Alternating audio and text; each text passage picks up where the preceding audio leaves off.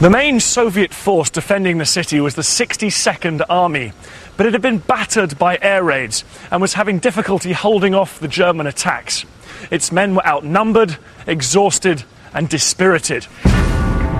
But what they did have was a tough new commander. His name, General Vasily Chuikov. He was chosen for being a dogged and instinctive fighter with an almost unshakable nerve. But he knew his troops inside the city were on the verge of collapse.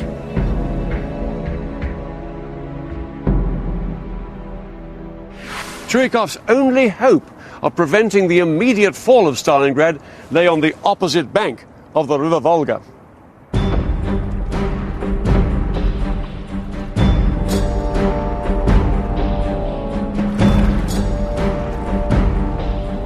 Here on the east bank, there were 10,000 Soviet reinforcements preparing to enter the city. They were elite troops, but they were short of ammunition, and 1 in 10 of them didn't even have a rifle. Nevertheless, at 7 p.m, they received orders to cross.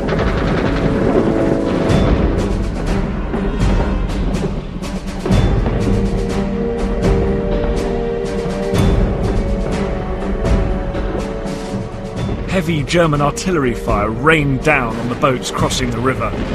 The water soon filled with burning debris and floating human remains.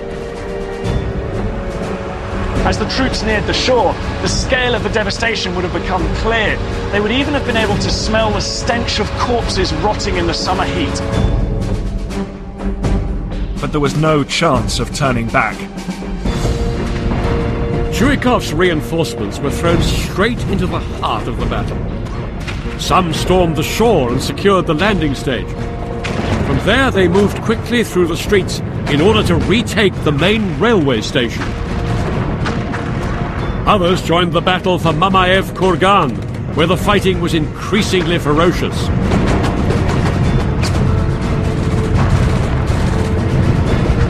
Artillery fire had turned this whole hilltop into a moonscape of blackened craters. It was also deafeningly noisy. One Russian soldier compared it to having steel needles pushed through his eardrums into his brain. Bodies of the dead and wounded lay everywhere throughout the city. We are often sent into battle armed with nothing but our bare hands. And this is happening not just to our division, but to others too. People, hungry and exhausted, launch into battle with bare hands. That's how we are fighting. Things are bad.